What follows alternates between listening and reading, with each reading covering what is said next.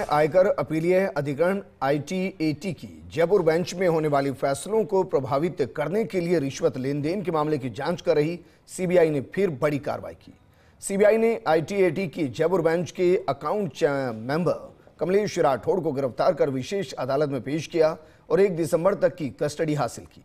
CBI अधिकारियों ने जयपुर, कोटा और कुछ अन्य शहरों में इस मामले से जुड़े भूमिगत हुए कर सलाहकारों की खोज दूसरे दिन भी जारी रखी। ये रिपोर्ट देखिए। आयकर अपीलीय अधिकरण ITAT में आयकर दाता विभाग के फैसलों के खिलाफ राहत के लिए गुहार लगाते हैं। मामूली और सामान्य राशि के मामलों में करदाताओं को अधिक परेशान नहीं होना पड़ता, लेकिन बड़ी आयकर देयता राशि, छापेमारी और सर्वे कार्रवाई से संबंधित मामलों में न केवल ITAT में सुनवाई लंबी चलती है, बल्कि ऐसे मामलों में निर्णय देने वालों पर भी कई बार सवाल खड़े होते हैं। आरोप है कि ITAT की ओर से दिए जाने वाले निर्णयों में अधिकतर निर्णय करदाताओं के पक्ष में होते हैं, जबकि आयकर कानून की जिस पुस्तक को पढ़कर विभागीय अधिकारी निर्णय देते हैं, उसी पुस्तक को ही पढ़कर ITAT के सदस्य उनके फैसलों को बदल देते। सूत्रों का कहना है कि ITAT के निर्णयों में रिश्वत के खेल की शुरुआत का मूल आधार भी यही है और अपने अनुकूल निर्णय प्राप्त करने के लिए कथित बिचौलिए प्रयास करते हैं। CBI अधिकारियों ने ITAT की जयपुर बेंच के अकाउंट मेंबर कमलेश राठौड़ के आवास पर छापेमारी की। अदालत में CBI के वरिष्ठ लोक अभियोजक SC मीना ने बताया कि छापेमारी में कमलेश राठौड़ के आवास से अधिकारियों ने 20 लाख रुपए की नकदी बरामद की है। कमलेश राठौड़ की बुधवार को गिरफ्तारी हुई।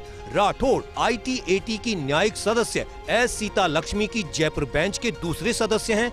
आरोप है कि एक मामले में एक बिल्डर के पक्ष में निर्णय देने के लिए बेंच के दोनों सदस्यों को 50 लाख रुपए पहुंचाने की डील हुई थी, जिसमें से 30 लाख रुपए की नकदी बुधवार को गिरफ्तार की गई न्यायिक सदस्य S सीता लक्ष्मी की सरकारी कार से और शेष 20 लाख की नकदी अकाउंट मेंबर कमलेश राठौड़ के आवास से बरामद की है।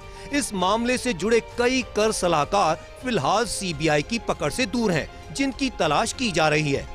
SC मीना ने कहा कि राठौड़ के फोन में कर सलाहकारों और ITAT से जुड़े लोगों की चैट सहित लेन देन का उल्लेख है।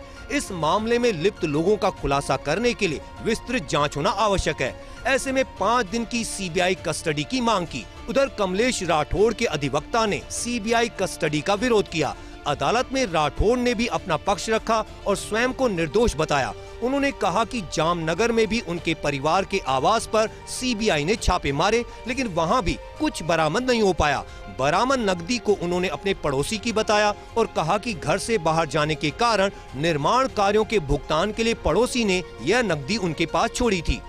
कमलेश राठौड़ की गिरफ्तारी ITAT मामले की पड़ताल कर रही CBI की चौथी गिरफ्तारी है। बुधवार को CBI ने ITAT की न्यायिक सदस्य S सीता लक्ष्मी, अधिवक्ता के रूप में सेवाएं देने वाले राजेंद्र सिसोदिया और पक्षकार मुज्जमिल को गिरफ्तार किया था। सूत्रों का कहना है कि CBI अधिकारियों के सामने सबसे बड़ी चुनौती अब तक गिरफ्तार चारों आरोपियों की कड़ियां जोड़ना और इस मामले में लिप्त कथित बिचौलियों की पहचान करना और उनके खिलाफ ठोस प्रमाण जुटाना व उन्हें पकड़ना है।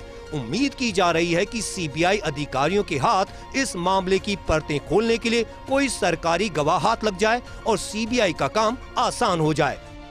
करदाताओं के पक्ष में फैसले लिखे जाने को लेकर ITAT में ली जा रही रिश्वत के मामले में CBI की ओर से आज की जा रही कार्रवाई में और इजाफा हुआ। CBI ने आज ITAT के अकाउंट सदस्य कमलेश राठौड़ को गिरफ्तार किया और उन्हें विशेष अदालत क्रमांक 1 में पेश किया। CBI की ओर से ये तर्क दिए गए कि जिस राठौड़ को आज गिरफ्तार किया गया है उसके यहाँ से 20 लाख रुपए की नकदी मिली, जो कुल 50 लाख रुपए के हुए भुगतान का एक हिस्सा है।